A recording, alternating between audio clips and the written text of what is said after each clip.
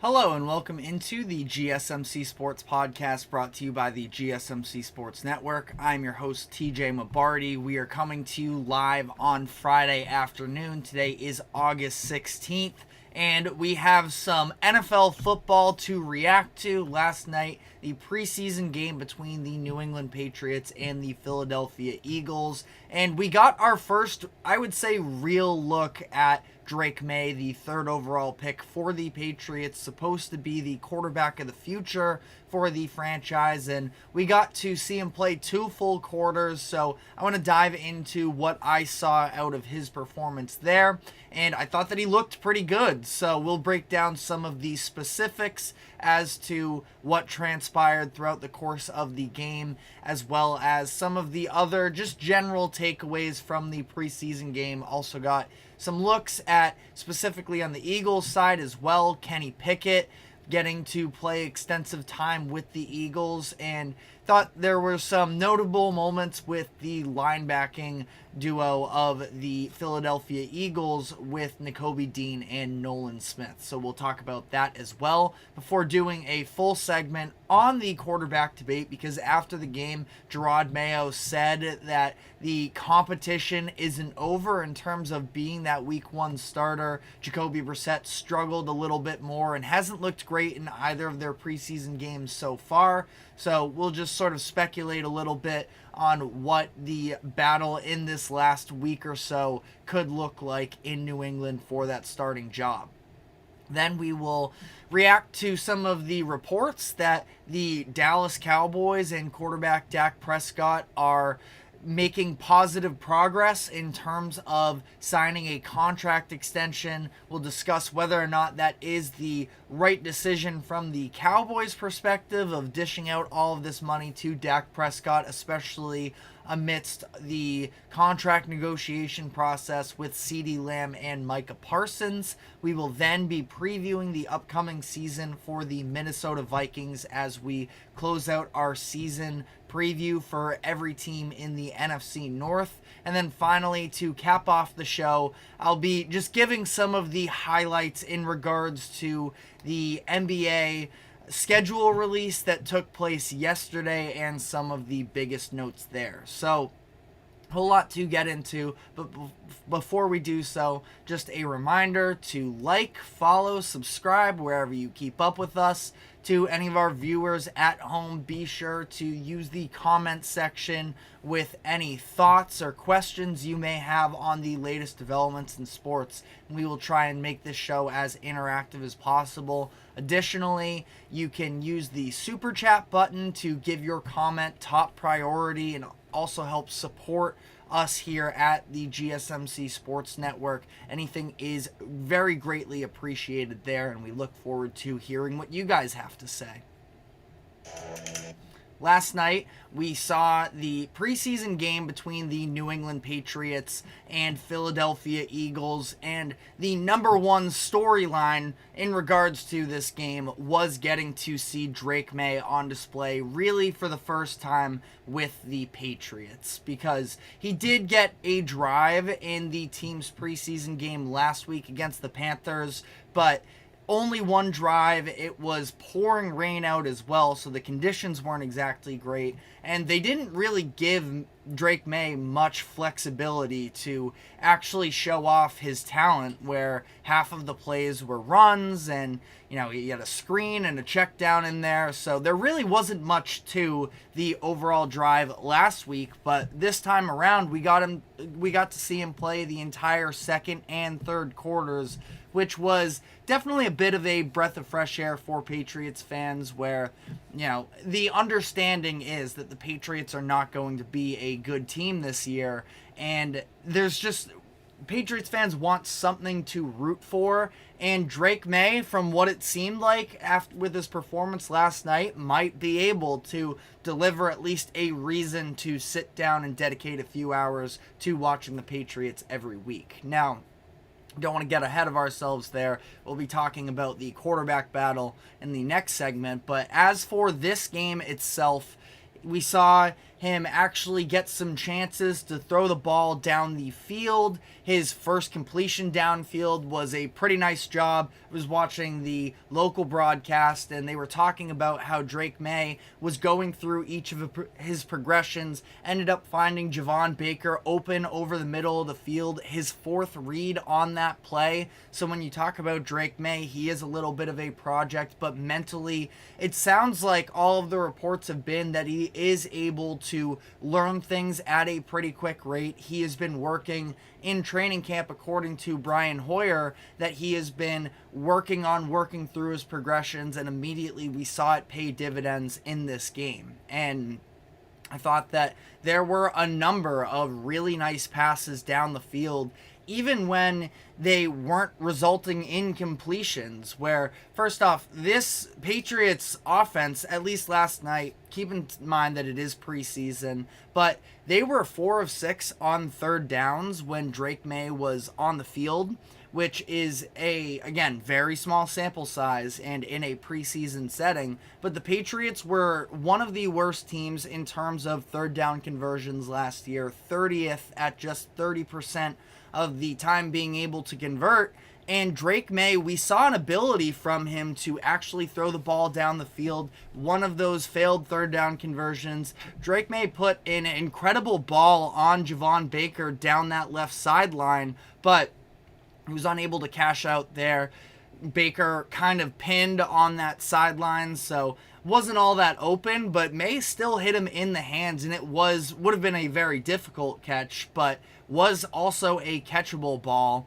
And I think that we got to see as well the incompletion that he had on his second to last drive, where he had a beautiful throw, stepping up in the pocket, sliding to his left, taking the top off of the defense and firing downfield to Baker once again, who had to lay out for the ball, wasn't ultimately able to pull it down, but was a great looking pass from Drake Maye there as well. So the arm talent was definitely on display last night. And then the other part of his game that I think was really undersold throughout the pre-draft process with Drake Maye was that he is very athletic and mobile. And it seemed like he almost got his night started, really, when he scrambled on the second play of the game. Offense just suffered a false start thanks to Vidarian Lowe. So negated the first down yardage. It was second and long. It felt like so classic of the Patriots, especially. They put themselves behind the chains, and they're not going to be able to overcome it. But Drake Maye, at that point, maybe eventually be more comfortable of taking the shot downfield, but it seemed like his first couple reads weren't really there, and maybe it was a bit of a panic move, but he ended up pulling it and picking up 6 yards to make it third and manageable, which then set up that pass to Baker, where he ended up converting it on his first pass downfield. So I was really impressed, and that drive as a whole, we end up seeing on the second drive, Drake Maye and the Patriots driving down the field. Run game looked significantly better relative to expectations. Obviously, preseason, so we can only put so much into it. But they drive all the way down the field, and then Drake Maye ends up capping it off with a rushing touchdown himself. It looked like a read option that he ended up pulling to the outside himself, got in for his first ever score with the Patriots. And I think that, in general, just looking at his overall performance, stat lines are almost irrelevant in preseason, but 6 of 11, 47 yards with a rushing touchdown, picked up an additional 15 yards there. I thought that he did all of the main things that should have really been expected out of him in this game. And yeah, the footwork is maybe a little bit raw, like I mentioned, especially when pressure starts to get put on him a little bit more. That footwork is going to be something to really key in on. But he also, again, with that athleticism, he is able to just make plays sort of off-platform and plays that are a little bit uncomfortable. On I believe it was the touchdown drive, there was a play that Nolan Smith, linebacker for the Eagles, ended up getting called for a roughing the passer. But Drake Maye rolling out a little bit And Nolan Smith, right in his face, literally right in his face, ended up being helmet to helmet. But May sort of made a little bit of a jump pass down to the flats that would have still resulted in a positive gain. And that's something that it doesn't even come up on the stat sheet necessarily, I don't think.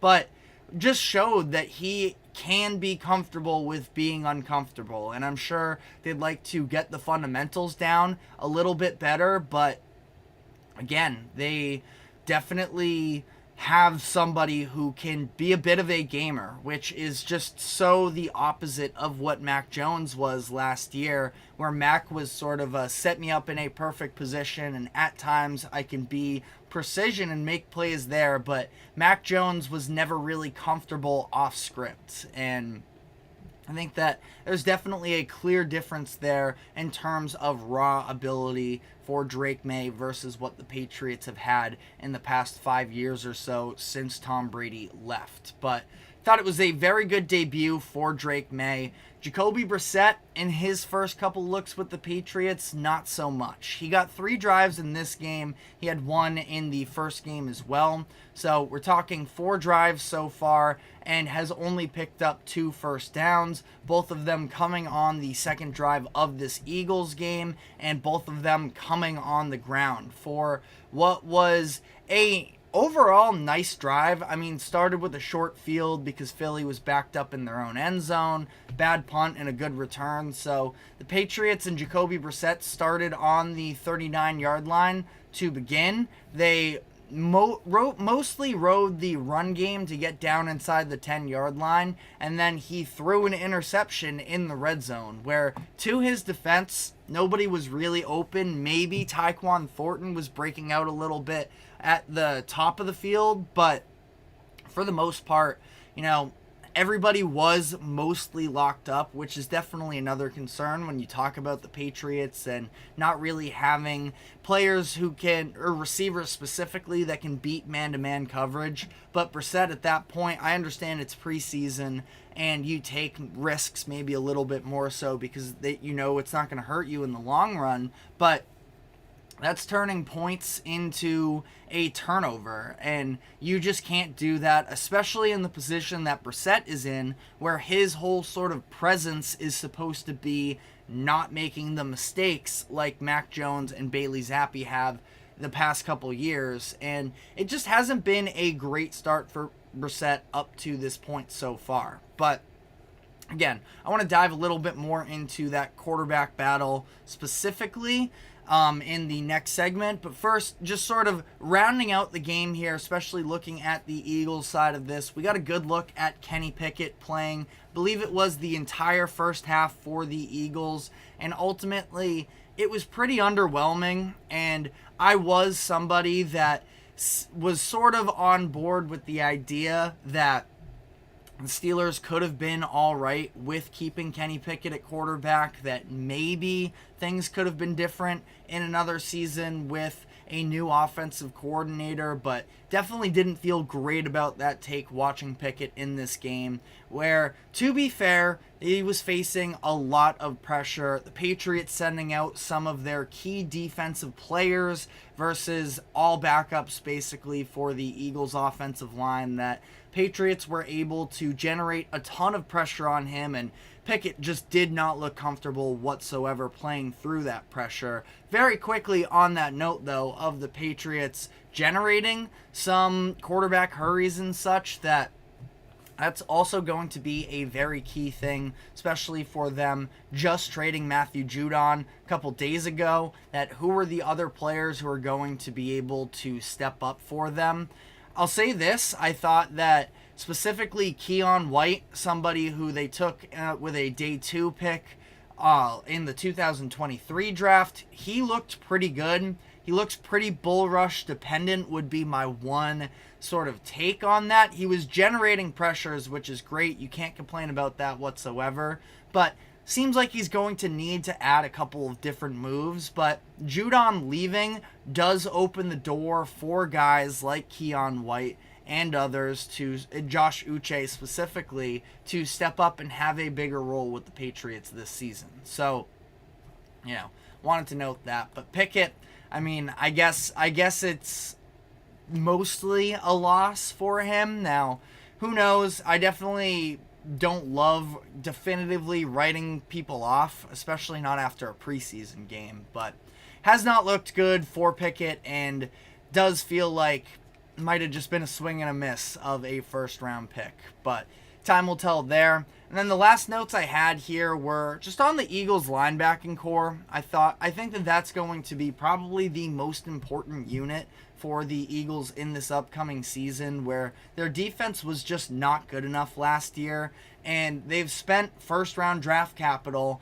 on the likes of Jacoby Dean and with Nolan Smith, that both of them, very good players. Jacoby Dean, actually, third round pick, so scratch that. I guess I was just associating the Georgia of it, and obviously with Carter last year as well. But Dean and, point still stands the same, that with Dean and with Nolan Smith, very high-profile guys coming out of Georgia, having championship experience, that thought it was going to translate immediately for the Eagles. Hasn't necessarily done so yet. Thought that Nolan specifically, he was very prevalent. He had the sack, like I mentioned. Stupid to pick up the roughing the passer penalty, but was able to crash off the edge hard there and make an impact. Jacoby Dean led the team in tackles in this game with 4 of them being solo. So I thought they flew around pretty well. Again, Eagles specifically at that linebacker position definitely going to need to be better in this upcoming season. And there's a number of names that could help provide that type of production. They just need to fully develop, and that's something that I think is very much in the card for the Eagles, and something that just stood out to me last night is all. But we are going to be taking a quick break here, and when we come back on the other side, I want to specifically get to the comments that Jerod Mayo made last night about the prospects of Drake Maye potentially still having a chance to win the starting quarterback job. So we will be diving into that, but first a quick break. Do not go anywhere. We will be right back. I feel like I'm losing my mind. Is everybody in the world blind? Please, Lord, give me a sign, a sign. I feel like I'm losing my mind. Is everybody in the world blind? Please, Lord, give me a sign, a sign. I wanna be the greatest. Everybody on the fake shit. I look around and feel like everybody is the fakest. I make this every day and I'm impatient, hoping one day I blow up from the basement. Statement, the top is so vacant. I don't hear shit that I think is amazing. Waiting for my day when I'm playing sold out shows for 1,000 faces. Hey, give me that crown, get in my way and to be put down. It ain't your place, all this my town. If I want that shit, then I'll get it right now. I'm losing it, the news if it's some losing shit. I'm stupid myth. You choose to live or choose to dip. You choose to fight or lose your grip and lose a gift. I feel like I'm losing my mind. Is everybody in the world blind?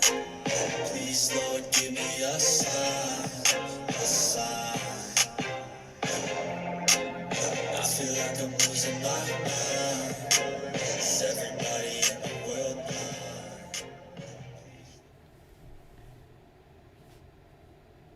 Welcome back into the GSMC Sports Podcast, as we are continuing to discuss last night's performance for Drake Maye versus his counterpart Jacoby Brissett.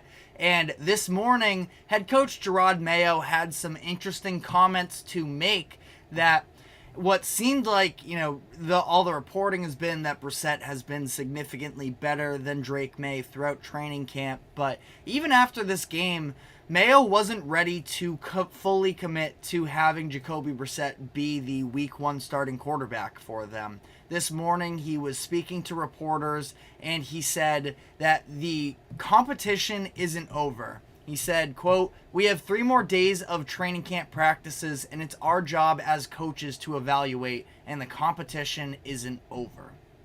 So, sounds like, it's not like it was a praise of Drake Maye necessarily, and that the momentum has shifted, but it sort of seemed like, based off of where the reporting was at, that 2 preseason games down, that the Patriots probably would have been ready to name their week 1 starter. It sounds like that's about the deadline for every one of the quarterback battles across the NFL, that, usually after week 2, with only 1 week left in the preseason, that you would like to have a definitive list of starters. And Mayo is sort of kicking it down the road as much as he sort of can here, which I don't think is the worst thing in the world necessarily. Having that open competition does drive people that much more. Jacoby Brissett is a veteran. He understands the work that he needs to put in, but he would also be honest with himself as well, I'm sure,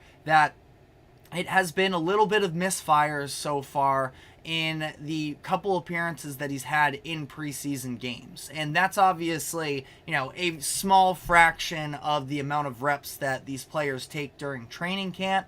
But the thing that I noticed with Brissett as well is the fact that, and this is especially notable coming off of the type of season the Patriots just had, where it seems like he has not been super comfortable with pressure up to this point. Literally his first drop back, seemed like he sort of panicked at the back of the pocket, tried to climb his way up a little bit, and actually walked into a little bit more pressure based off of that. And then he was he was looking for Austin Hooper on a corner route, underthrew him a little bit.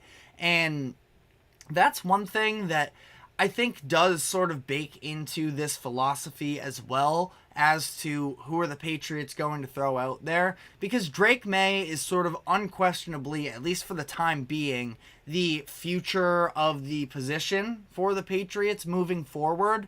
But last year we saw Mac Jones, who I understand definitely not the same talent level as probably even a Drake Maye, especially, talk about their profiles coming into the NFL, but Mac Jones was solid, especially that first season when he was selected to the Pro Bowl. And by the end last year, we saw him seeing ghosts and experiencing pressures that almost weren't even there. And it's because the offensive line was such a disaster for those last 2 seasons that Mac Jones was in charge, that it messed with his psyche. And I think that that's where, especially Mac Jones, who isn't exactly, physically exceptional, he really struggled to balance the evasion of pressure and also, trying to overcome that with what's also a pretty lackluster wide receiver group. And I think that,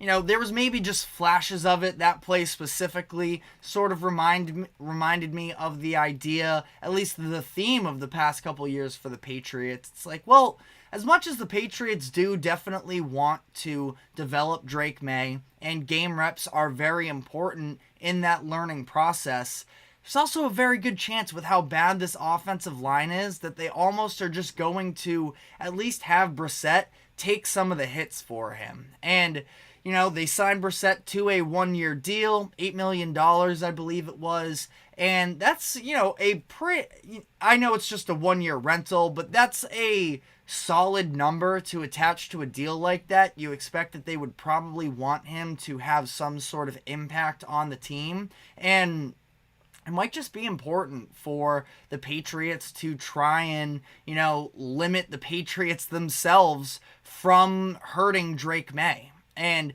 I know that that's also sort of a loser mentality in terms of player development.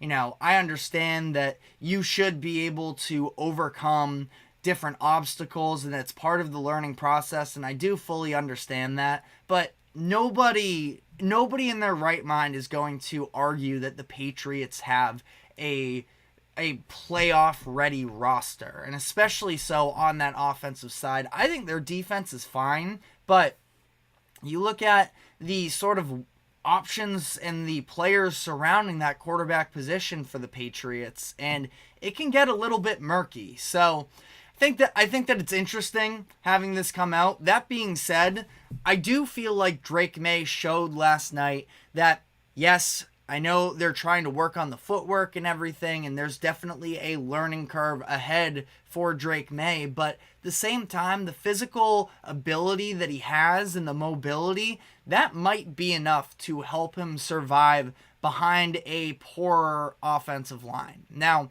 you don't want that to be the long-term idea. I think offensive line is the number one thing the Patriots are going to have to target over the next 12 months, whether it be in the draft or in free agency or even making trades, that the next step for them is solidifying that offensive line, because it's been a bit of a disaster these past couple years. But I do feel like at least for half of a season, Drake Maye could hold his own to be able to, navigate it at least to some degree. And I definitely don't want to get ahead of myself here reacting to a preseason game and now saying, bring on the pressure that Drake Maye is ready for it.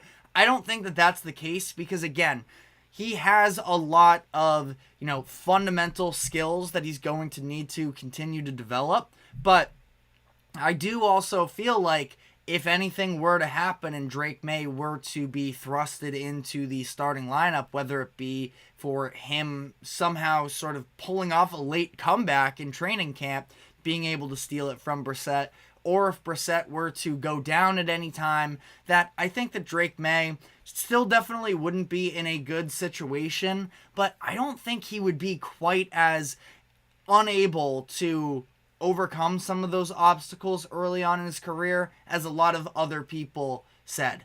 Especially growing up, I was a huge fan of Colin Cowherd for Fox Sports, and still very talented, but I remember he went on a little bit of a monologue a couple weeks ago, and it was about how Drake Maye, it was especially when the offensive line was struggling, and he made a claim that because the offensive line's bad, because the wide receivers are bad, if any of the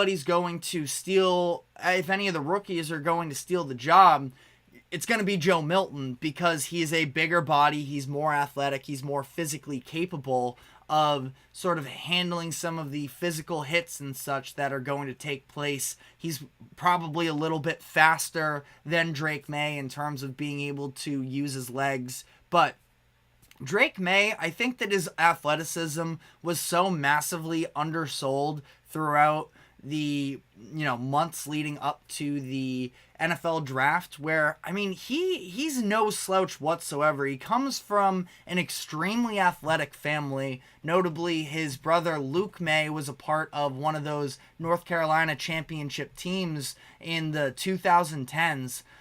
So it's not like he wouldn't be able to hold his own whatsoever. Mac Jones was almost fragile in terms of the fact that he didn't really have the mobility and such to be able to overcome what was a very bad offensive line. And I stand by Mac Jones 100% about the lack of effectiveness of the Patriots organization to surround him with competent players. But Drake Maye, I do think, has a little bit of an edge over Mac because of the natural athletic ability that I think it's going to be an interesting conversation. Now, all of this being said, I do think that Jacoby Brissett is going to be the starter when it's all said and done week 1. But again, the encouragement I got from Drake Maye last night, you can't get over your head in terms of excitement levels, but it was definitely a positive sign, and the Patriots have a long way to go. But in terms of that quarterback position, just at least having a plan at the position for the next few years is a massive step in the right direction for the Patriots. And I know that almost sounds so pathetic, especially when you're talking about the Patriots, who were once the golden standard of the NFL, but times have changed. So now it's a little bit, it's a significantly lower bar now than it used to be. But let me know what your thoughts are in the comments section as to, whether or not you think that Drake Maye is going to be capable of sort of holding his own with this current roster, what the Patriots' philosophy should be in terms of, helping him develop over the course of this rookie season, where, the Patriots aren't necessarily headed for high hopes whatsoever. So let us know what you have to think. But we are now going to be shifting gears to another quarterback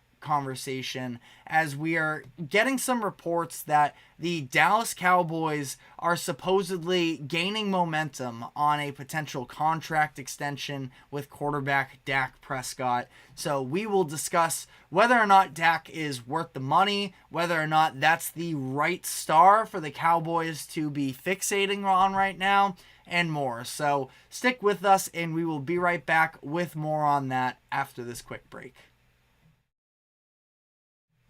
Looking for your daily fix of sports talk without having to pay for it? GSMC Sports Network is available on YouTube. Just search GSMC Sports Network. Get your fix of daily sports talk shows on YouTube, absolutely free. NFL, college football, NBA, MLB, MMA, UFC, fantasy football, and so much more. GSMC Sports Network has shows running all day long, with new sports shows starting every 2 hours. Just like on your favorite cable sports channel, except GSMC Sports Network is absolutely free. Just search GSMC Sports Network on YouTube to catch one of your new favorite shows, like the GSMC College Football Podcast, Chip Shot Football Podcast, Hoops and Heels Women's Sports Podcast, GSMC Basketball Podcast, and so many more. Check it out for yourself. GSMC Sports Network, now available on YouTube, absolutely free. Search GSMC Sports Network on YouTube right now.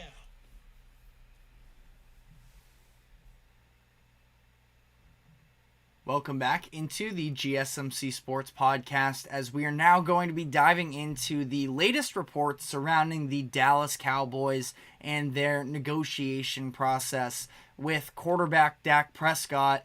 The Cowboys have been definitely, when are they not under the spotlight, really? But this offseason especially, considering the fact that their three cornerstone players in Dak, wide receiver CeeDee Lamb, and edge rusher Micah Parsons are all eligible for contract extensions, and none of them have gotten done with just a few weeks left until the season kicking off, which is, again, drawing a lot of attention to the Cowboys, and it seems like there's been a recent shift as to how the Cowboys have been going about this. And I think that things especially turned in terms of the urgency level from the Cowboys to try and make something happen when, I think it was specifically when Tua Tagovailoa, it was him and Jordan Love both signing their new contract extensions with their respective teams for over $50 million a year annually. And it kind of feels like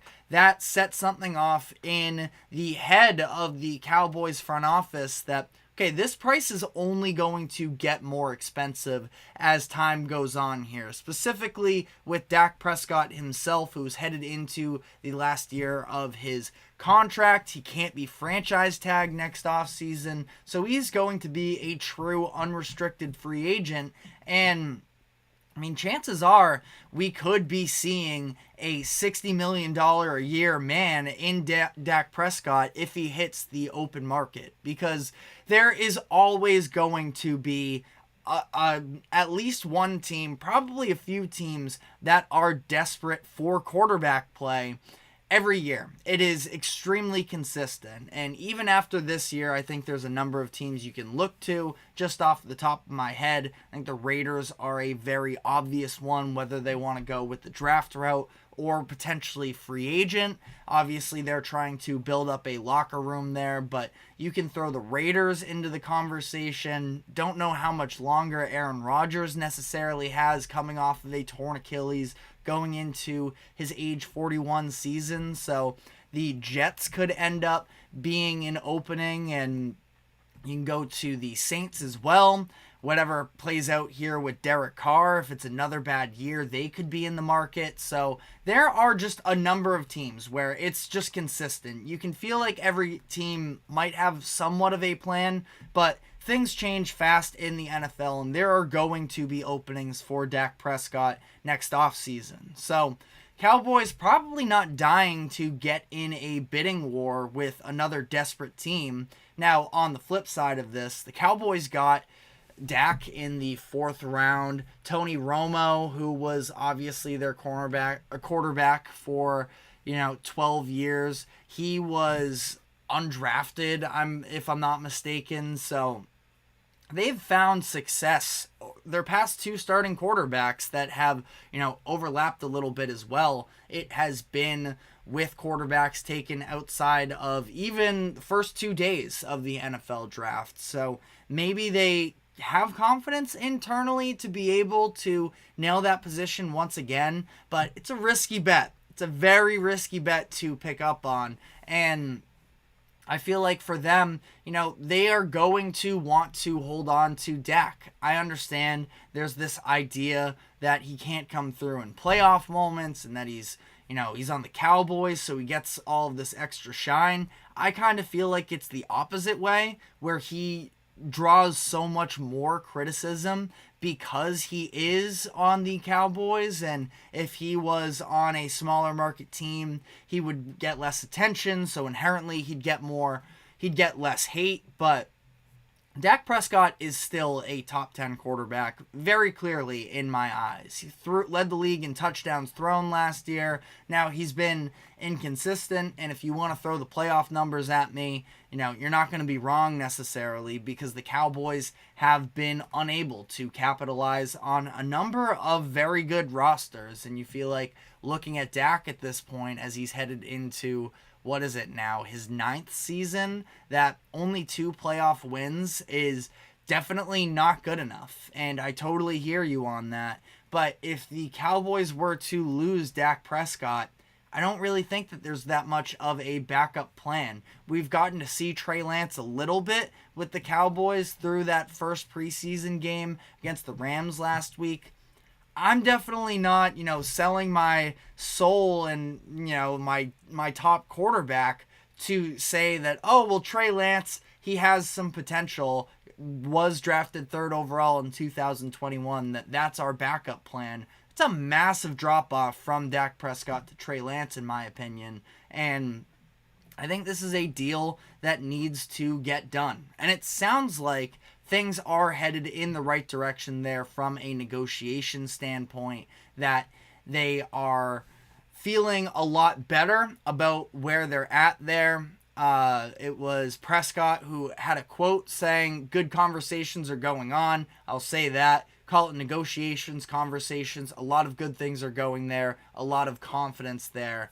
And, quote, I have a lot of confidence in my representation in getting something done. So I think that is the right decision for them. But obviously, and again, especially because this is almost unprecedented in the way that it's literally the Cowboys' 3 most important players, all of which, should have a number of good years ahead of them in Dak, CD, and Micah Parsons, that all 3 of them are eligible at once. So it does lead to, a healthy debate of how should the Cowboys balance the priority level of getting each of them under contract.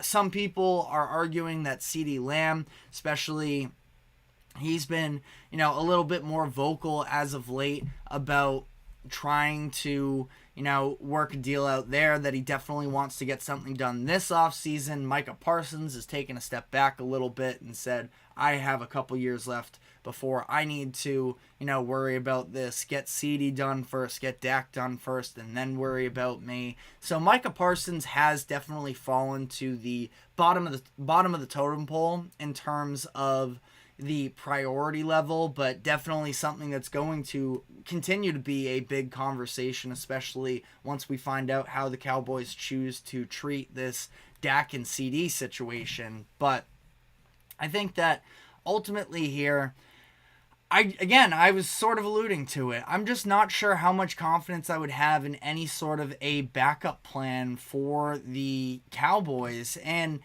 I guess it could be that they say, you know what, we feel like there's so much more we have to work on. I still think the Cowboys are a good roster. The biggest issue I have with them, which is kind of crazy at this point, is their offensive line, and probably their coaching as well, which is obviously a big thing. But that's the thing, is I don't think that they are going to do a self-evaluation of say, okay, we need to press the reset button here. maybe they could. And in that case, I guess it's just not paying $60 million to your quarterback, letting go of your head coach in Mike McCarthy, and trying to, just find a new coach and see if you can hit on a quarterback. But I don't know. I understand it's detrimental to have a quarterback on a contract for that much money, especially one for Dak Prescott, in where don't feel like he's in that top tier of quarterbacks. He's maybe borderline on that second tier of quarterbacks. I'd say that definitively it's, Mahomes is on his own tier, I suppose, in his own right. But, it's him. Then I'd group Josh Allen, Lamar Jackson, and Joe Burrow with one another. Dak Prescott probably comes into play in the next group there with the next set of quarterbacks. But, so I get it. Paying somebody like that $60 million, not great, but you just need a quarterback to survive in the NFL. And I don't love it. I'm not going to say that it would be an excellent deal for them if that ends up being the number that they attach to his contract. But I don't think that they have a ton of options either necessarily. So I don't know. I feel like it's not like controversial, but I think that a lot of people are sort of the belief of Dak just isn't that good. I would not pay him that much money. I can hear you on that, but he's been very solid when he has played full seasons for the Cowboys.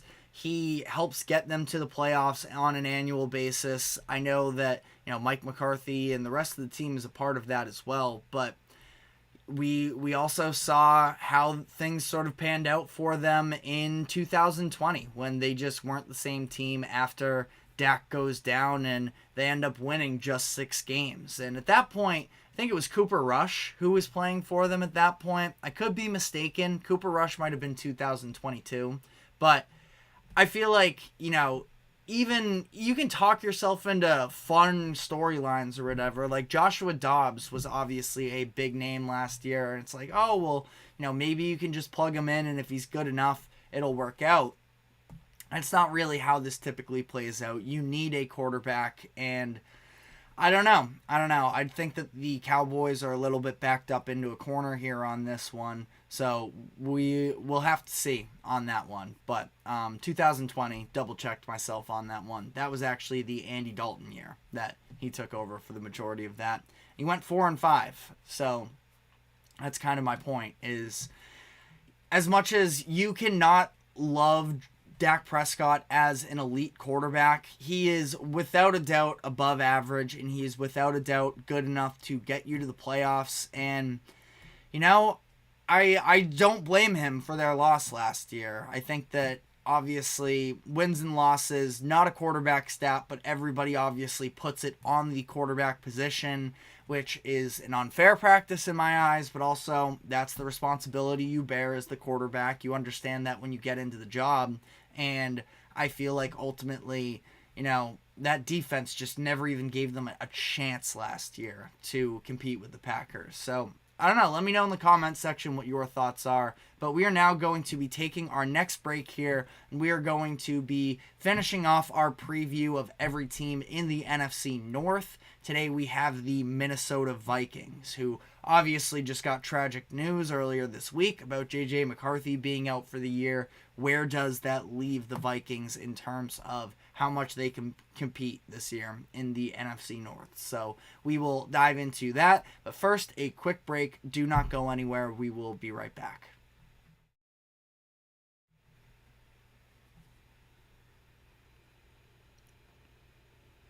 For the best and latest podcasts available anywhere, go to the podcast app on your cell phone and type in GSMC to access free content-rich podcasts on health and wellness, book reviews, sports, entertainment, relationships, social media, movies, technology, finance, and even weird news. Subscribe and download the GSMC Podcast Network's family of shows, available everywhere podcasts are found.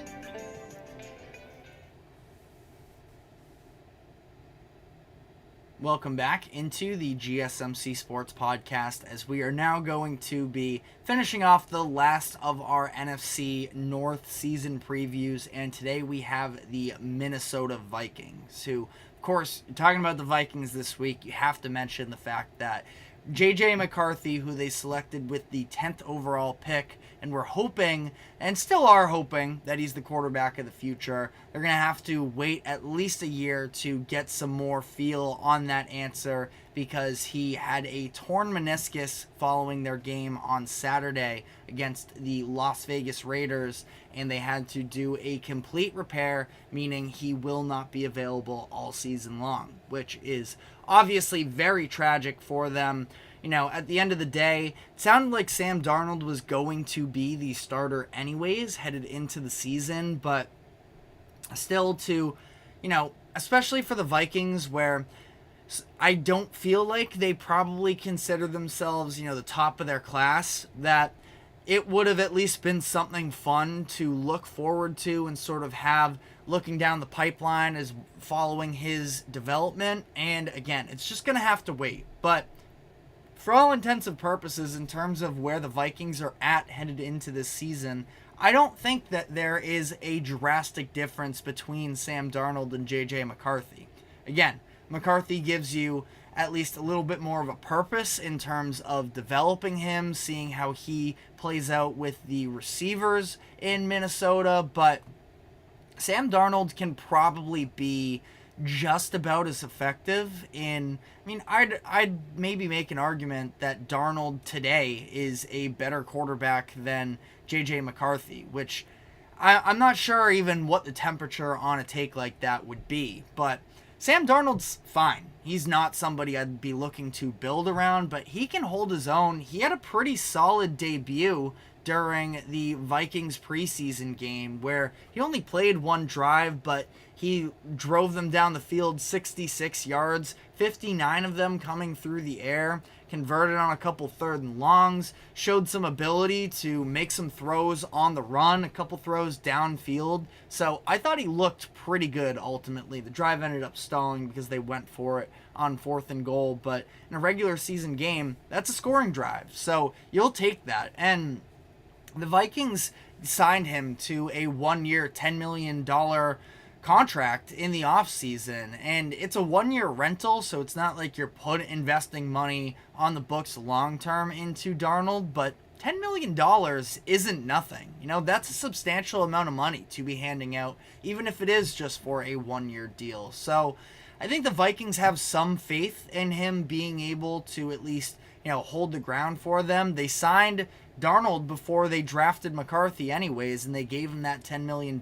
They understand, we're probably giving you a bridge quarterback contract, but if you can just sort of hold us down here, be a reliable presence, especially after last year where the Kirk Cousins injury happens, and then the Nick Mullins and Jaron Hall experiment really didn't go well for the Vikings, that I actually think Darnold can have an alright season. So maybe that's going to age very poorly, but I don't think he's going to be some massive liability. Definitely not going to be a standout, but he can hold his own. And this is an offense that last year we saw especially, was pretty reliant on their pass game. The run game is an issue. And frankly, I don't know how much less of an issue it is this year. They have a couple really nice offensive tackles in Christian Darrisaw and Brian O'Neill. Outside of that, some of the internal or interior is the word I'm looking for, linemen, I don't necessarily love. Now, what I do love is the upgrade of Aaron Jones, bringing him in comparison to having Alexander Madison last year. Madison just never panned out for them. And Aaron Jones, I mentioned this earlier in the week as well, I think he's going to have a certain vengeance to him, knowing that the Packers cut him and he is able to land on his feet within the same division. I think their run game is going to be better this year. Now, passing game, again, you don't have Kirk Cousins, who is definitely an upgrade over Sam Darnold, but last year, Justin Jefferson also missed extensive time, and that absolutely hurt them. TJ Hawkinson missed, I believe it was the end of the season as well. So, I mean, they have some fine receiving weapons as well that, I don't think that it's going to be an abysmal offense. I think they can be middle of the pack, but, the big thing for them is going to be able to actually cash out on their red zone opportunities. You look at the numbers from last year, 10th in yards per game, but they were 28th in red zone efficiency, which made them ultimately 22nd in scoring from an offensive perspective, which is just not good enough. And I do think, to be fair, they were also going to see the Vikings this year with an improved defense, which is definitely a difference maker for them, because the past few years it's been really rough for them, and especially in the pass game. How do you help address that? Well, there's a couple ways. The sort of first thought would be getting cornerbacks, but I also think that the other part of it is applying pressure on opposing quarterbacks, and that's what the Vikings did. They added Jonathan Grenard and Andrew Van Ginkel, 2 edge rushers in free agency. 2 of them combined, obviously different teams, so it's not a perfect, addition here, but 18.5 sacks between the 2 of them last year. They also add a man in the middle in Blake Cashman, and this is really important for the Vikings considering the fact that last year they were so reliant on physically manufacturing pressure, as in sending a blitz, because their regular guys just couldn't get home enough for them. They blitzed more than anybody else in the NFL on 51.5% of opposing teams' dropbacks last season, which was significantly the highest rate in the NFL. The next highest was the Giants at 45.4%. So again, pretty notable gap there.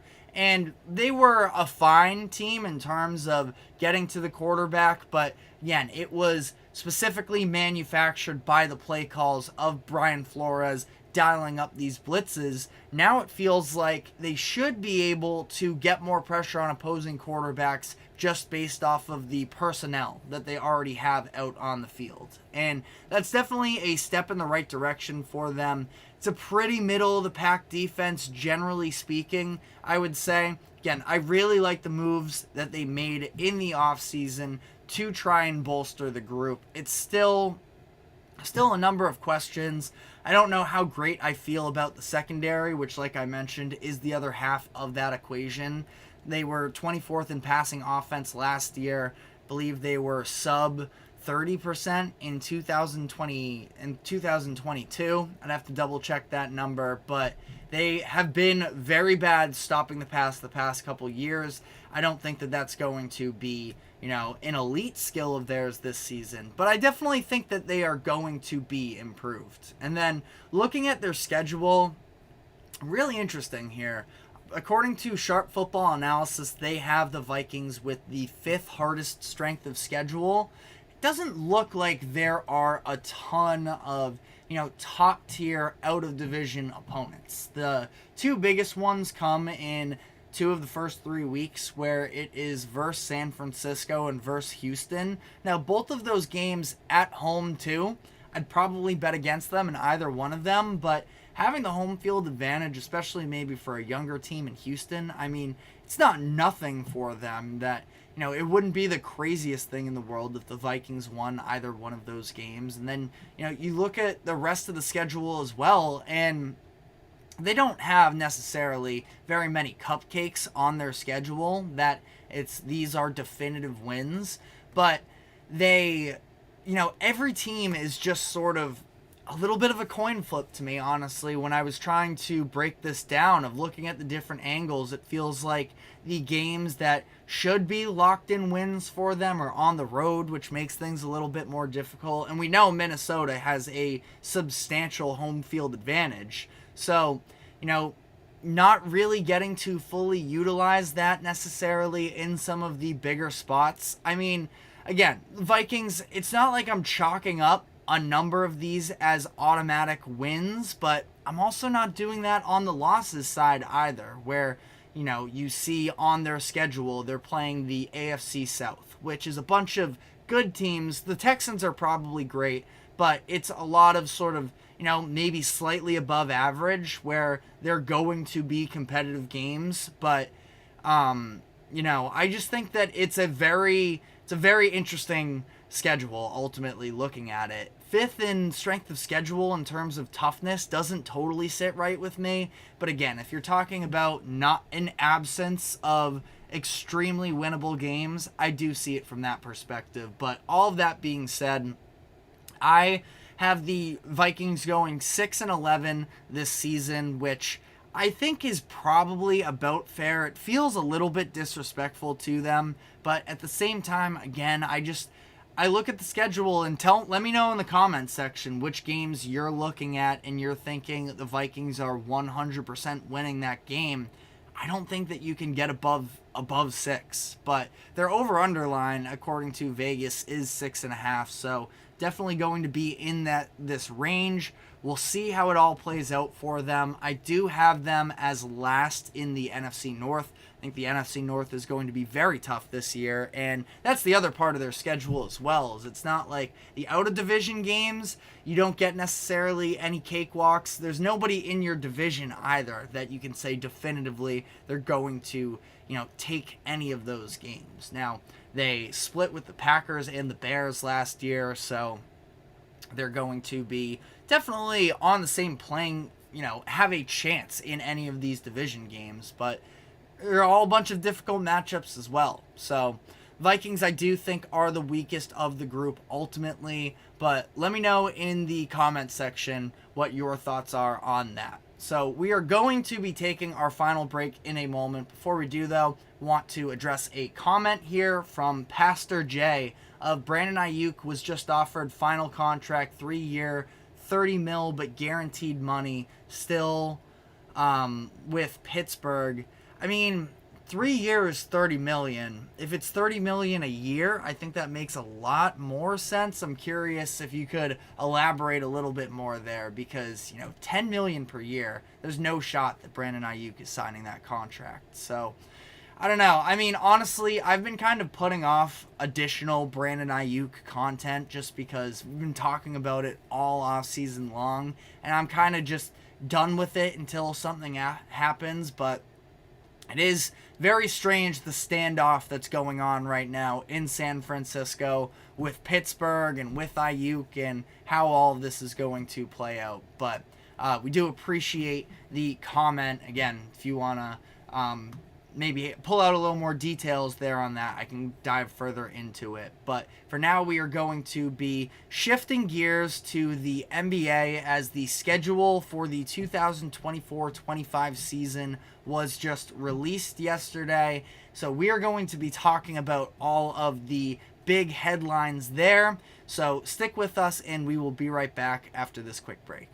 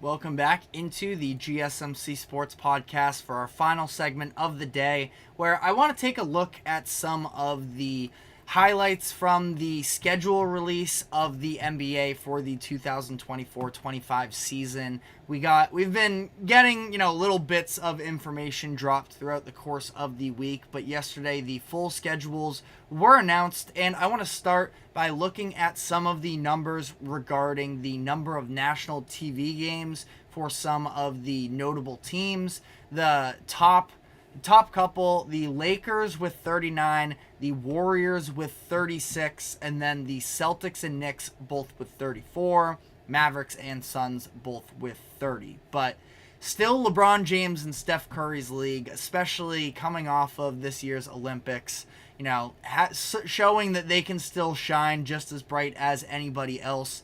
It's very clear that both of these are play-in tournament teams. At least they have been the past couple of years. To be honest, I still don't see them really overcoming a number of the teams that are ahead of them. Not to say that they can't be competitive and be playoff teams once again, but I think that the play-in tournament is probably just about what we're looking at again for the upcoming season in regards to the Lakers and the Warriors specifically, but it's the star power that wins out. And again, I'm sure the NBA would love to have, these up-and-coming younger players sort of taking over. But until that's the case, they're going to stick with LeBron and Steph Curry. By the way, very quickly on that note, the Spurs with 21 national TV games. And I'm not sure how many they had last year. It felt like a pretty good amount, which almost stunk because the Spurs were so bad last year that it's fun to watch Victor Wembanyama, but at the same time,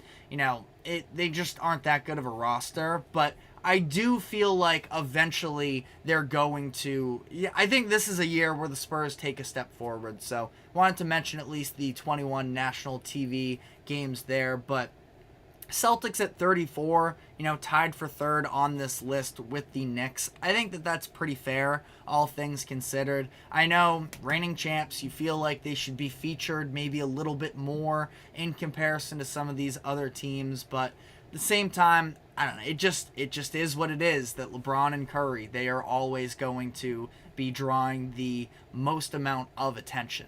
So, outside of that, don't think that there's anything all too noteworthy in terms of the national TV games. The Nuggets are at 29, by the way, as well. Didn't mention them, but they're right on that same sort of trajectory as the other top contenders as well. So ultimately, I don't really have all too many complaints with it. Cavs at 16 feels a little bit low. I know that not that many people care about the Cavaliers because of who they are at this point, but it's a very good team with a lot of talent. And 16 feels maybe slightly disrespectful to them, so that's also something that I noticed. And I'd say the Thunder might be a little bit low as well at 25 when you're talking about, young stars. I feel like that's a good team with the guy who just was runner-up for MVP last year in Shai Gilgeous-Alexander. So maybe feels a little bit low. But we've also gotten some information on the in-season tournament this season, which before I sort of give my thoughts on that, I do want to address a chat here from Anthony Manzano. He says, honestly, I think them introducing the in-season tournament kind of backfired on the NBA. He says, I understand it was for money, but I think they thought it was going to force teams take the beginning and middle of the season seriously instead of basically shining down halfway through the season and coasting and waiting for the playoffs. So I see what you mean. I do feel like it's definitely... First off, for money purposes, I think it's Ameritrade or something. They have a whole sponsor for the NBA Cup now. Obviously, it was always going to be a money ploy. I wouldn't say it backfired on them necessarily because we're still so early on into this process. But to be fair, I mean, the in-season tournament, especially when it started heating up to those elimination rounds, I mean, people were tuning into them. And we had Steph Curry and LeBron James buying into it. LeBron ending up leading the Lakers to the NBA Cup title or whatever. Again, it feels so like you're calling it a title. It's obviously not that heavy, but, I digress there. But he ends up winning MVP. The Lakers win it. And I thought that there was some drama as well. Having the Pacers and the Bucks, there was a little bit of contention there. Foreshadowed a little bit to the playoffs. Same with the Pacers and the Celtics. So I ultimately, I did enjoy it. And I totally understand for those who aren't really interested in it. But it does give us something more to talk about during the regular season when, frankly, not that many people care about it. So, I don't know. I think if it exists in its own right, that's the way to go. Where they could mess up is sort of guaranteeing any sort of postseason positioning. I know that idea has been thrown out there. Hate that. Because then, to your point, it's very early on in the season, and everybody's just sort of coasting and waiting for the playoffs. But I definitely, the idea is that the playoff hunt and the race there is what picks up that sort of final quarter, or third of the regular season. But I definitely see what you mean. It's all of this noise, and then it's just sort of back to regular, and we got to wait another 6 months or so for the playoffs. So I hear you on that. But we also have a question from Anthony regarding how many national TV games do the Heat have? Based on the amount of games, do you believe they could be one of the top teams in the East, or are they play-in tournament team? So they have 13 national TV games, which seems to be just around probably average, a little bit lower than that. I'd say they're probably, bottom, looks like, I don't know, eyeballing it here, bottom 17. Kind of a crazy number to throw out there, but I do think that the Heat are an interesting team because you never want to write them off, especially with Eric Spoelstra running the show there, having a very talented player in Jimmy Butler. I feel like especially coming off of these Olympics, a lot more people had eyes on Bam Adebayo and sort of that he can do more than he's sort of just charted up to being. That I've been a Bam truther for a couple years now, and I'm glad that he is getting a little bit more shine. And the thing is with the Heat is, especially in years past, games played. That's been the number one stat for them. Whether it's Jimmy Butler dealing with injuries, Tyler Hero dealing with injuries, last season Terry Rozier down the final stretch of the year, he was out with a neck injury. The Heat need to actually be available. And that's what Pat Riley was very frank and a little bit, direct about with Jimmy Butler, is you can't be doing all of this talking if you're not playing in games. And Jimmy's injury in the play-in tournament was a freak injury for sure, but it's also added on top of the fact that he and the rest of the team just haven't been as available as they needed. So I do feel like if they get a healthy year, their offense should be significantly better than it has in years past, because now you're adding some players who can give you real production in the half court, including the likes of a Terry Rozier. I think that he can be a bigger factor for them this upcoming season. He flashed very early on, or no, actually other way around. Terry Rozier was kind of struggling right when he got traded, but then I thought he started to hit his stride a little bit, and he was one of those half-court scorers that the Heat needed. Ultimately, again, ends up missing the final part of the season with that neck injury, so he can definitely was injured too much, to your comment, 100%.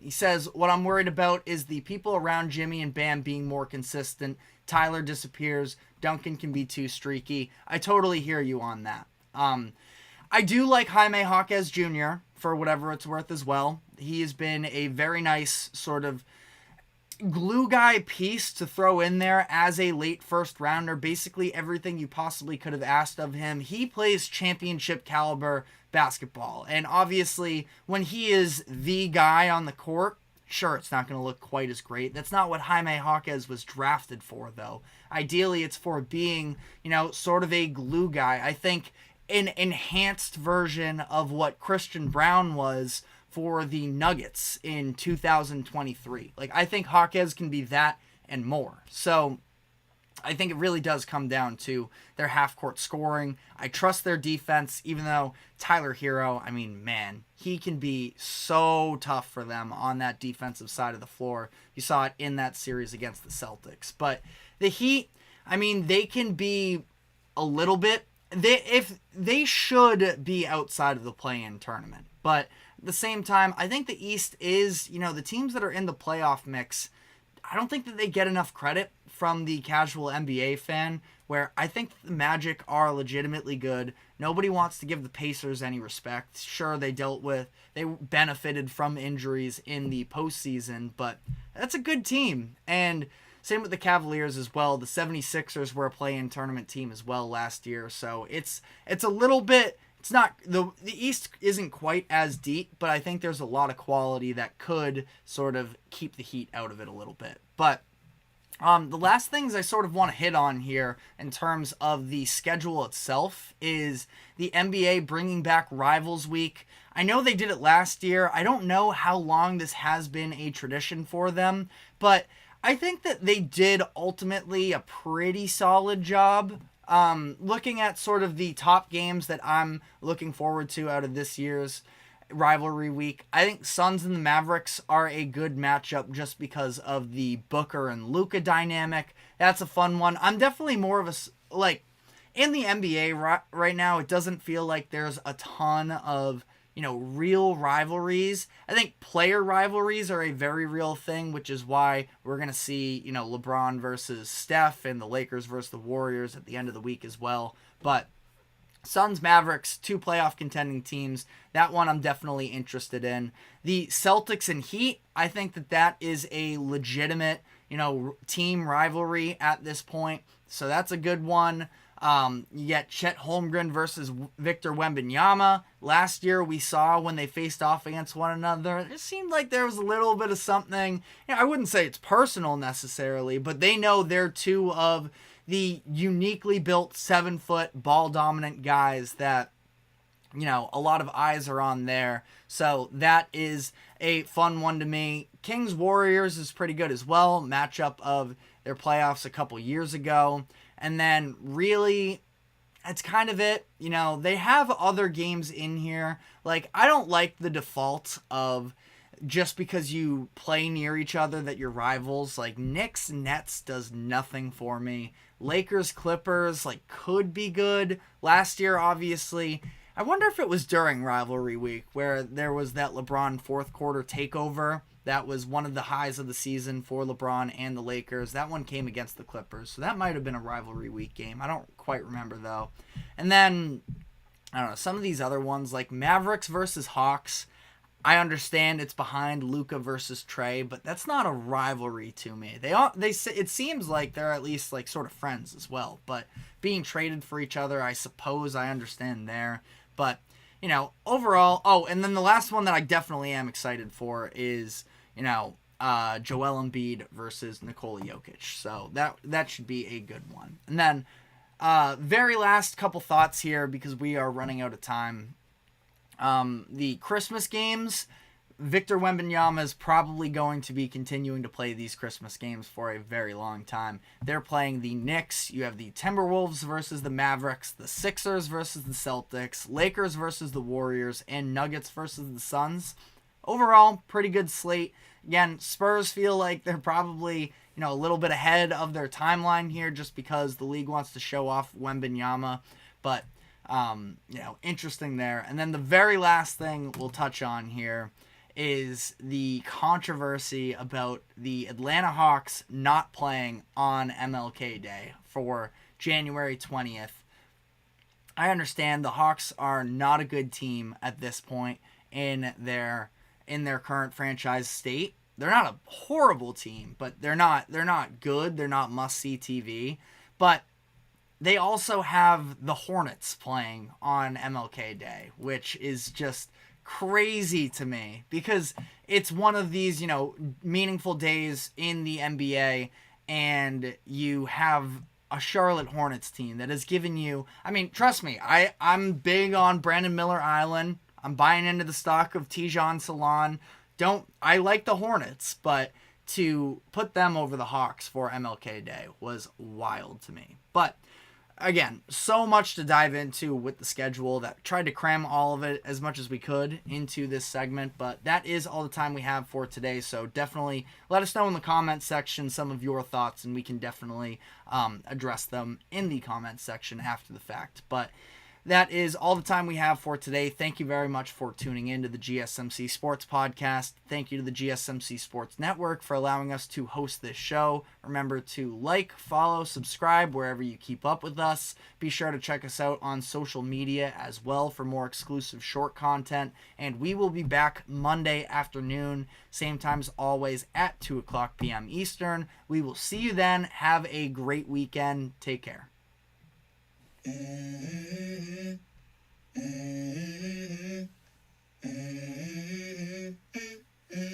Let's go. I wake up to a little bit of drool on my pillow, feel like it's gonna be a bad day. Yeah, I'm tired of shit, and the coffee ain't hit yet, damn it.